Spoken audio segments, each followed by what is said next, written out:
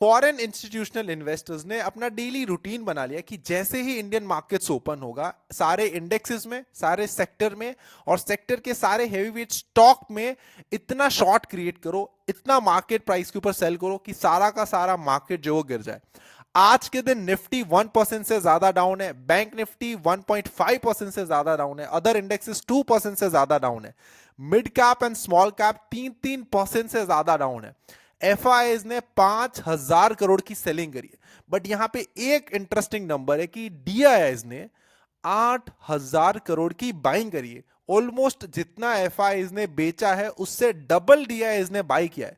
But still market क्यों ऊपर नहीं आ रहा है? स्टिल मार्केट क्यों ऊपर सस्टेन नहीं कर रहा? स्टिल मार्केट में कुछ पॉजिटिव क्यों नहीं दिख रहा है? तो ये सारी चीजों के बारे में आज के इस वीडियो में हम बात करने वाले हैं। So let's start the video. अब आज के दिन एफआईआईज का नंबर तो आपको पता चल गया, बट एक बार अगर आप एडवांस एंड डिक्लाइन रेशियो देखो, जो कि हमें बताता है कि आज के दिन कितने स्टॉक्स में बाइंग हुई है, कितने स्टॉक्स में सेलिंग हुई है, कितने स्टॉक्स पॉजिटिव है, कितने स्टॉक्स नेगेटिव है, तो ऑलमोस्ट 98% जो स्टॉक्स है वो आज के दिन नेगेटिव में बंद हुए। ये सा हमें एडवांस एंड डिक्लाइन रेशियो बता रहा है। और उसके साथ अगर आप आज का इंट्राडे चार्ट देखो तो स्टार्टिंग में हेवीली शॉर्ट किया गया, उसके बाद पुल बैक आया, इट मींस थोड़ा बहुत डीआईएस ने बाय करा, वापस सारे लोगों को ट्रैप करके वापस मार्केट जो वो नीचे आ गया। निफ्टी 1.4% डाउन है, बैंक निफ्टी 1.4% डाउन है, बट आप mid cap and small cap देखो तो मोर देन 4% डाउन है।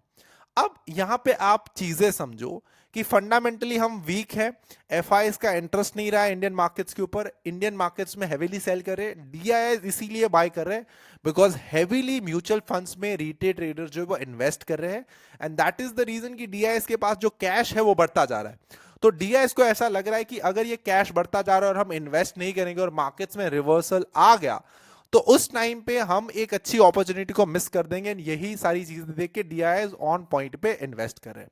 अब यहां पे आप एक चीज देखो तो निफ्टी में पिछले 4 मंथ का, पिछले 3 या 4 मंथ का जो हाई एंड लो है, उसका लो निफ्टी में आज के दिन ब्रेक हो चुका है और अब 23,085 पे निफ्टी है। मैं स्पॉट प्राइस की बात कर रहा हूं और नेक्स्ट 22,000 या 21,000 तक कोई निफ्टी में मुझे सपोर्ट नहीं दिख रहा है मंथली के ऊपर।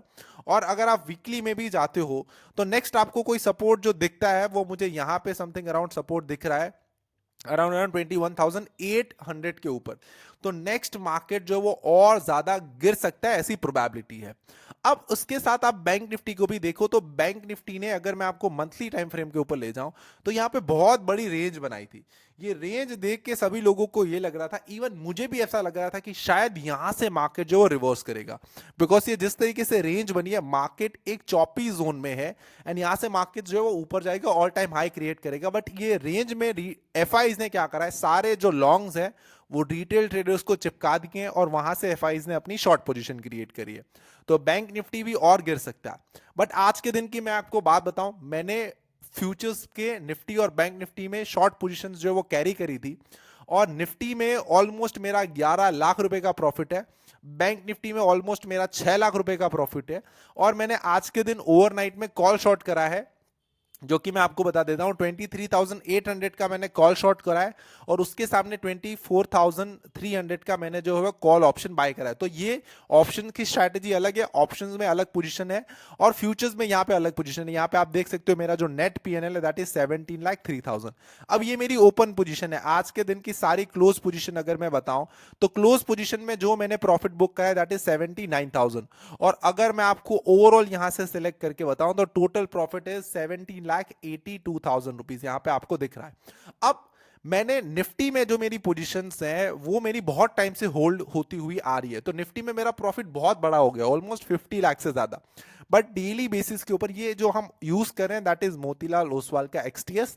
सो इस पे क्या होता है कि रेगुलर बेसिस के ऊपर इंट्राडे में जो भी आपका प्रॉफिट बनेगा वही आपका बुक हो जाएगा, राइट? चाहे आप पोजीशंस को ओवरनाइट कर रहे हो या फिर कैरी फॉरवर्ड कर रहे हो, और सेम ही चीज हो रही है। और बैंक निफ्टी में प्रीवियस जो मेरी पोजीशन थी वो बाय में थी, वो लॉस हुआ था वहां पे और उसके बाद हमने शॉर्ट पोजीशन क्रिएट करा था और आज बैंक निफ्टी और ज्यादा गिर गई जिसकी वजह से मैं बेनिफिट हुआ। और इसके साथ हमने आप अगर फ्राइडे पे भी देखोगे मेरा वीडियो, तो फ्राइडे भी मैंने जो मोस्ट ऑफ द शॉर्ट्स हैं, कॉल मैंने शॉर्ट्स क्रिएट करे थे कॉल साइड में, उसके सामने मैंने कॉल ऑप्शंस को बाय करा था, हेज टाइप की पोजीशन बनाई थी, तो उस पे भी मुझे प्रॉफिट हुआ। तो ऑलमोस्ट जो मेरा व्यू था मार्केट्स के ऊपर वो सही गया। अब यहाँ पे आप कॉल वर्सेस पुट का रेशियो भी देखो, तो यहाँ पे आप देखो हम दोनों का एनालिसिस कर रहे, तो कैसे कॉल में ओपन इंटरेस्ट जो है वो इंक्रीज हो रहा है, वैसे पुट का जो ओपन इंटरेस्ट है वो घट रहा है। तो कॉल में ओपन इंटरेस्ट इंक्रीज हो रहा है, इट मीन ज्यादा से ज्यादा जो सेलर्स हैं वो यहां पे आ रहे हैं जिसकी पोजीशंस अभी ओपन है। चेंज इन वाई अभी आप देखोगे कॉल साइड पे ज्यादा, इट मींस ऑप्शंस राइटर्स का जो व्यू है वो नेगेटिव है मार्केट्स के ऊपर। Nifty as well as bank Nifty का दोनों का जो डेटा है वो सिमिलर ही है, तो उसको इतना ज्यादा डिस्कस करने की जरूरत नहीं है। अब पुट कॉल रेशियो की भी अगर बात करें, तो करंट निफ्टी का जो पुट कॉल रेशियो है वो 0.6 के ऊपर, इट मींस मार्केट हमें जो है वो नेगेटिव इंडिकेशन दे रहा है। अब ये तो हो गई ओवरऑल बात। अब बात करते हैं कि नेक्स्ट मार्केट में कैसा मूव आ सकता है, और जो डीआईएस ने बाय करा है उससे मार्केट्स में एक रिवर्सल क्रिएट हो सकता है कि नहीं, उसके बारे में भी बात करेंगे। अब यहां पे आप देखो कि मार्केट आज के दिन बहुत ज्यादा गिरे, option writers as well as everyone views is negative. अब यहां पे क्या हो सकता है कि या तो मार्केट्स थोड़े दिनों के लिए साइडवेज हो सकता है। तो आपको क्या करना है कि अगर आप ओवरनाइट पोजीशन कैरी कर रहे हो, तो मैं आपको सलाह दूंगा कि अभी ओवरनाइट रिस्की ट्रेडर हो तो कर सकते हो, बट अगर आप इतना ज्यादा रिस्क नहीं लेना चाहते तो ओवरनाइट पोजीशन कैरी मत करो। इंट्राडे में आप ऑप्शंस की एक रेंज बना डिसाइड कर लो, और वो रेंज के ऑप्शन जो आप शॉर्ट करके एक नॉन डायरेक्शनल पोजीशन जो है क्रिएट कर सकते हो। बिकॉज अब मार्केट ने एक बहुत बड़ा मूव दे दिया है, उसके बाद 2-3 दिन तक मार्केट जो साइडवेज जा सकता है। मोस्ट प्रोबेबली थर्सडे या फ्राइडे हमें एक वापस बड़ी मूवमेंट इधर अप साइड और डाउन साइड की देखने मिल सकती है। तो यही मेरा ओवरऑल व्यू है Nifty as well as bank Nifty को लेके। ओवरनाइट अगर आप पोजीशन ले रहे हो तो थोड़ी हल्की पोजीशन लेना, बहुत ज्यादा हैवीली लॉन्ग मत कर देना या हैवीली शॉर्ट मत कर देना, कभी भी मार्केट जो रिवर्स हो सकता है। ग्लोबल मार्केट्स की भी बात करो तो only and only Indian markets down नहीं है। यहाँ पे आप देख लो S&P 500, नैस्डैक, डाउ जोन्स, निक्के, यूके, हैंगसेंग, डैक्स, सारे ओवरऑल वर्ल्ड वाइड मार्केट जो डाउन है। तो ऐसा सिर्फ नहीं है, इंडियन मार्केट्स की इकोनॉमिकल रीजन भी खराब है, तो इंडियन मार्केट ज्यादा डाउन है कंपेयर टू दूसरे मार्केट्स। तो अभी कहां पे जो है इन्वेस्ट करना चाहिए, तो देखो इन्वेस्टमेंट्स करने के लिए आप मुझे इन्वेस्टमेंट्स का वीडियो यहां पे कमेंट्स में लिखो, मैं एक अलग वीडियो बनाऊंगा जहां पे मैं आपको डिस्कस करके बताऊंगा कि कौन कौन से म्यूचुअल फंड्स हैं या कौन कौन से ऐसे स्टॉक्स हैं जिसमें अभी हमें अच्छी इन्वेस्टमेंट अपॉर्चुनिटी मिल रही है और जहां पे हमें इन्वेस्टमेंट करना चाहिए। और अगर आपको नेक्स्ट किसी टॉपिक के ऊपर वीडियो चाहिए तो कमेंट सेक्शन में कमेंट करके जरूर बताना, मैं आप सभी लोगों के लिए उस टॉपिक के ऊपर वीडियो जो वो क्रिएट कर दूंगा। Till then keep learning, keep earning and keep making money from the stock market. I hope आपको ये आज का जो ये वीडियो है मार्केट एनालिसिस का पसंद आया होगा, और अगर आप इसमें कुछ भी चेंजेस चाहते हो तो फील फ्री मुझे बताना, और अगर आप मेरी ट्रेडिंग जर्नी के बारे में जानना चाहते हो तो उसके लिए भी कमेंट सेक्शन में कमेंट करके जरूर बताना, मैं अपनी जर्नी का पूरा आपको वीडियो बताऊंगा। Thank you so much for learning.